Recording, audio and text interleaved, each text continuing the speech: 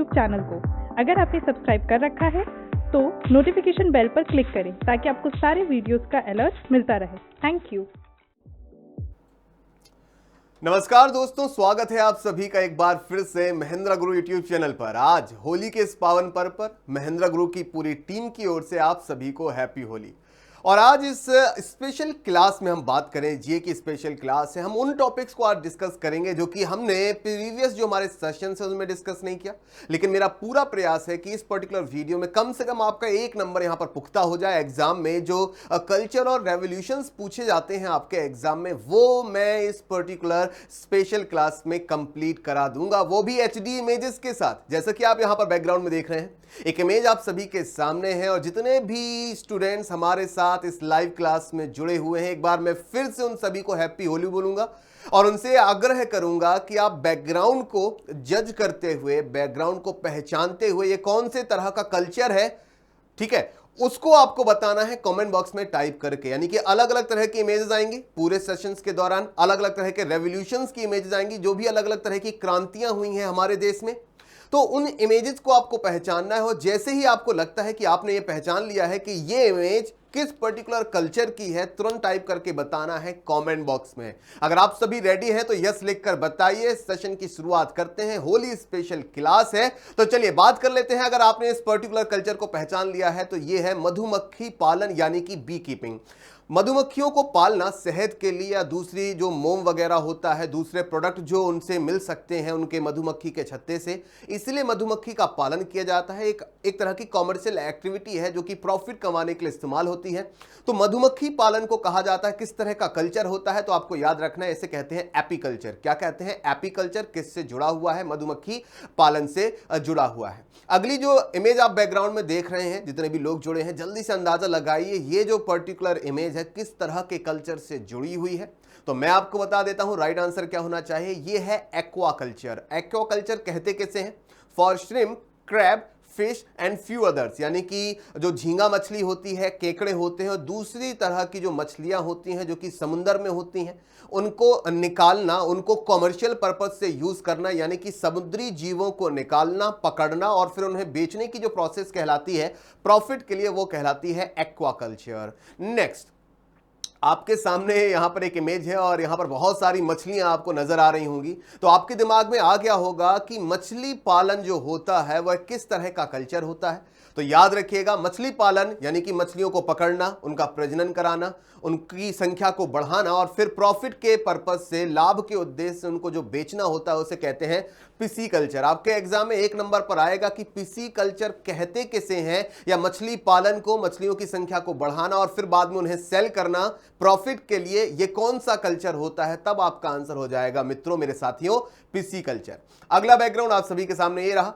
अंदाजा लगाइए कि ये बैकग्राउंड किस तरह के कल्चर का है। यहां पर कुछ बर्ड्स आपको नजर आ रही होंगी, यानी चिड़ियों से जुड़ा हुआ ये कोई कल्चर है। कुछ लोग यहां पर अंदाजा लगा भी रहे हैं, देखते हैं कि इसका अंदाजा कितना सही होगा। राइट आंसर होगा एविकल्चर। इसे कहेंगे एविकल्चर और इसका मतलब है ब्रीडिंग ऑफ बर्ड्स, यानी कि जो बर्ड्स होती हैं, चिड़ियाएं होती हैं, चिड़ियां होती हैं, उनका प्रजनन करा के उनकी संख्या को बढ़ाया जाता है, फिर उन्हें सेल किया जाता है। हम लोग रिश्तेदारों के घर जाते हैं, दूसरे लोगों को घर जाते हैं, वहां पर हम विभिन्न विभिन्न तरह की सुंदर सुंदर चिड़ियां देखते हैं जो कि पिंजड़ों में बंद होती हैं। देखकर थोड़ा कष्ट भी होता है, लेकिन कहीं ना कहीं लोग इन खूबसूरत पक्षियों को अपने पास रखते हैं। इनको रखना, इनको बेचना खैर भारत में इलीगल है, अब इस तरह से नहीं किया जा सकता, लेकिन फिर भी अगर किसी दूसरे पर्पज से पक्षियों को प्रजनन कराया जाता, उनकी संख्या बढ़ाई जाती है, तो इस तरह के पक्षी पालन को हम कह सकते हैं एविकल्चर। नेक्स्ट जो आपका कल्चर है वो उसकी इमेज आप सभी के सामने है। अंदाजा लगा सकते हैं तो लगाकर कमेंट बॉक्स में अभी बताइए। अंदाजा जितने भी लोगों ने ये लगाया है वो सही है या नहीं, वो आपको पता चलेगा।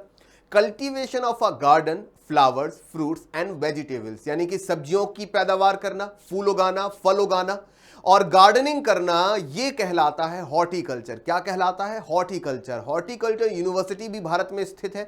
भारत के अमृतसर शहर में भारत की पहली हॉर्टिकल्चर यूनिवर्सिटी भी काम कर रही है। तो हॉर्टिकल्चर आपको क्लियर हो गया कि एक बागान में, एक बगीचे में, ठीक है, सब्जियों को गाना, फलों को गाना, फूलों को गाना क्या कहलाता है? हॉर्टिकल्चर कहलाता है। नेक्स्ट कल्चर आप सभी के सामने है और बहुत बड़े ये पार्क है, बहुत बड़ा ये गार्डन है जहां पर चारों तरफ फूल ही फूल उगाए जा रहे हैं। तो क्या आप मुझे ये बता सकते हैं कि फूलों को उगाना या फूलों का जो कल्टीवेशन होता है उसे क्या कहा जाता है, किस तरह का कल्चर? तो राइट आंसर इज फ्लोरिकल्चर। क्या है? फ्लोरिकल्चर। फ्लोरिकल्चर का मतलब है फ्लावर फार्मिंग, यानी कि फूलों को उगाना।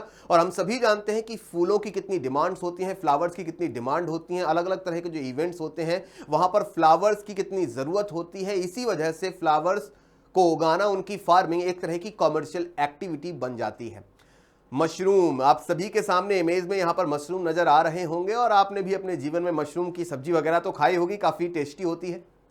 मशरूम की बात करें, आपको अंदाजा लगाना है कि मशरूम फार्मिंग जो होती है, मशरूम उगाने को किस तरह के कल्चर के नाम से जाना जाता है। मशरूम की बात करें तो गहरी जो माइंस होती हैं, खदानें होती हैं, अंधेरी जगह पर जहां पर नमी होती है, मॉइस्चर होता है, अंधेरी जगह जहां पर सूरज की रोशनी नहीं पहुंच पाती, वहां की नम जगहों पर मशरूम को उगाया जाता है, इसकी खेती होती है। और मोस्टली इसकी खेती वहां होती है जहां पर खदानें, माइंस जो होती हैं, उन खदानों का इस्तेमाल किया जा चुका होता है। लाइक कोयला की खदान है, वहां से कोयला निकाला जा चुका है, अब उस खदान में कोयला नहीं बचा है, तो ऐसी खदानों को, खानों को रेंट पर लेकर वहां पर मशरूम की खेती की जाती है और इसे कहा जाता है फंगी कल्चर।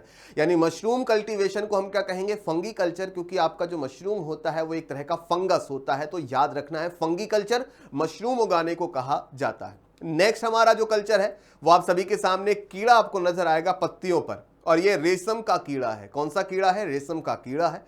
रेशम का कीड़ा एक तरह का पदार्थ छोड़ता है जिससे कोकून का निर्माण होता है और बहुत सारे कोकूनों को इकट्ठा करके वहां पर रेशम के धागे बनाए जाते हैं, जिससे बहुत ही शानदार, बहुत ही खूबसूरत कपड़े तैयार होते हैं। तो रेशम के कीड़ों को पाला जाता है। तो रेशम कीट पालन क्या कहा जाता है? टाइप करके कमेंट बॉक्स में आप भी बताइए, जितने भी लोग लाइव जुड़े हुए हैं। चलिए, राइट आंसर इज सेरीकल्चर। क्या हो जाएगा? Sericulture, cultivation of silk worms to produce silk, यानी कि रेशम के कीड़ों को पालना सिल्क उत्पादन के लिए, सिल्क के प्रोडक्शन के लिए कहलाता है सेरीकल्चर। और रेशम का जो कीड़ा होता है वो एक विशेष तरह की पत्तियों को खाता है, उसी पत्ती का इस्तेमाल करता है और उन्हीं पत्तियों में वो अंडे देता है। तो रेशम का कीड़ा, ठीक है, सहतूत की पत्तियों को खाता है और सहतूत की पत्तियों पर ही अपने अंडे देता है। इसी वजह से सहतूत की पत्तियों की डिमांड भी मार्केट में काफी ज्यादा होती है। तो सहतूत की पत्तियों को उगाना, पौधों को उगाना भी एक तरह का कल्चर होता है और इसे कहा जाता है मोरी कल्चर। मोरी कल्चर का मतलब है मलबरी कल्टीवेशन। मलबरी का मतलब होता है शहतूत। तो सहतूत की पत्तियों को उगाना, उसकी जो फार्मिंग होती है, खेती होती है, उसे कहा जाता है मोरी कल्चर।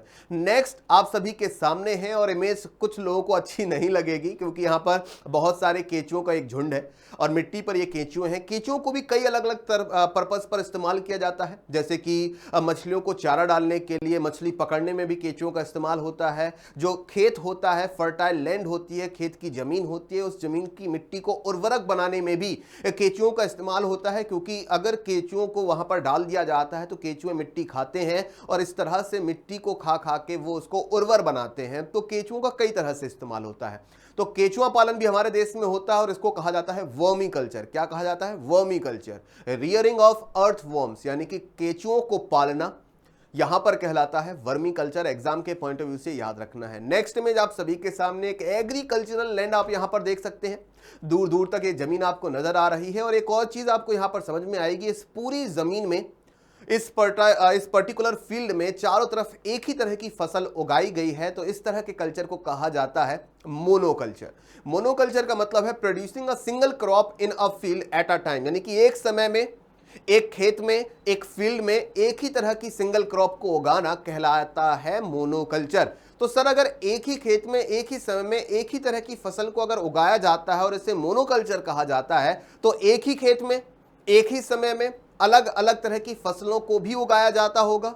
इस तरह के कल्चर को क्या कहा जाता है? तो दोस्तों, मेरे साथियों, इसे कहा जाता है पॉलीकल्चर। याद रखिएगा, डिफरेंट कल्चर पूछे आते हैं, ऐसे कल्चर भी पूछे आते हैं जो आपने कभी सुने ना हो। इसी वजह से मैं आपको बता रहा हूं कि एक पर्टिकुलर प्लेस पर, एक पर्टिकुलर फील्ड में मल्टीपल क्रॉप्स वहां पर उगाई जाती हैं एक ही समय में, तो कहा जाता है पॉलीकल्चर। जैसा कि आप यहां पर इमेज में देख रहे हैं, अलग अलग यहाँ पर आपको लाइंस नजर आ रही हैं जो कि अलग अलग तरह की फसलों की हैं। तो एक ही समय में एक ही फील्ड पर अलग अलग तरह की फसलों को उगाना, मल्टीपल क्रॉप्स को ग्रो करना कहलाता है पॉलीकल्चर। एक इमेज में आप यहाँ पर देख रहे हैं, एक व्यक्ति है जो कि पेड़ों पर कुछ कटाई वगैरह कुछ कर रहा है, लेकिन ये कटाई नहीं कर रहा है बल्कि पेड़ की स्टडी कर रहा है, उसकी पढ़ाई कर रहा है और उसके लिए वो पेड़ का एक तरह से प्रैक्टिकली उसकी स्टडी कर रहा है। हमारे देश में इतना ज्यादा पॉपुलर नहीं है, लेकिन इसे कहा जाता है आर्बोरिकल्चर।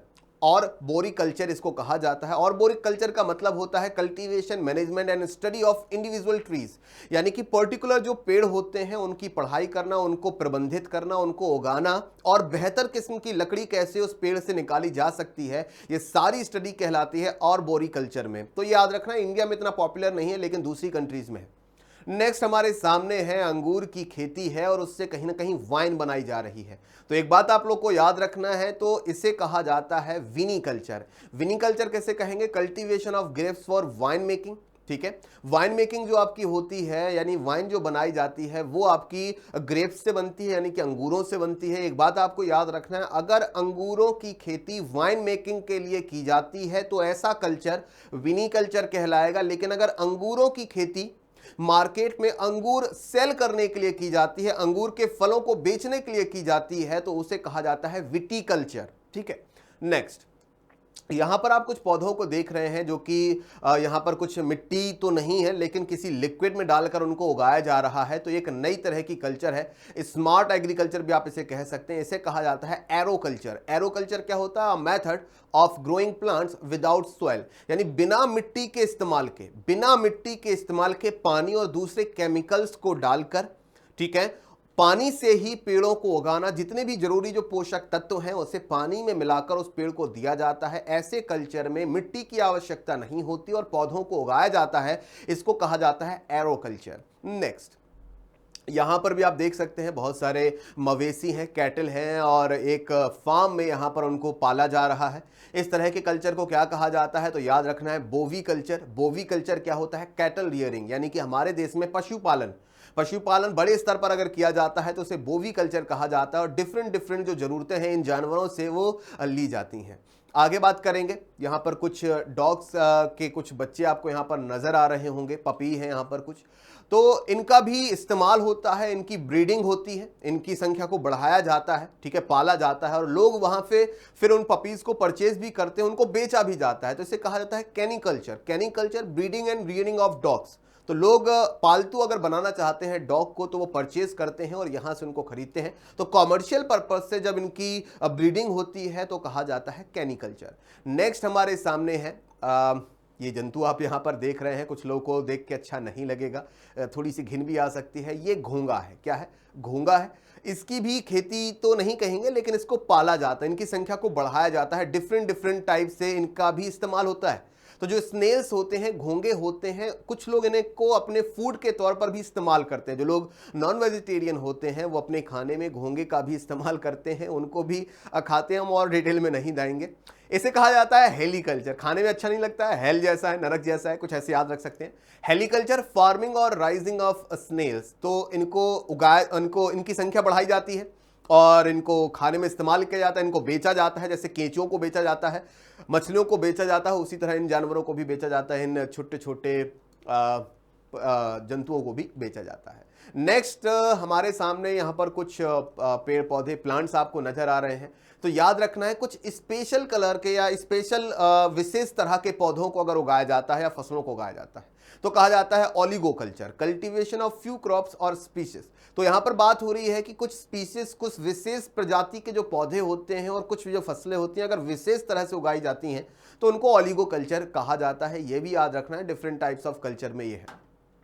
अगली इमेज आपके सामने है। समुद्र में आप यहां पर बड़े बड़े जाल देख रहे हैं जो कि समुद्र के ऊपर हैं, लेकिन ये केवल ऊपर ही नहीं बल्कि नीचे भी हैं। और नीचे आप देख सकते हैं इस तरह से समुद्री पानी में, समुद्र का जो जल होता है, समुद्र का जो पानी होता है, वहां पर आप देख सकते हैं जितने भी समुद्री जीव हैं उनको यहां पर पाला पोसा जाता है।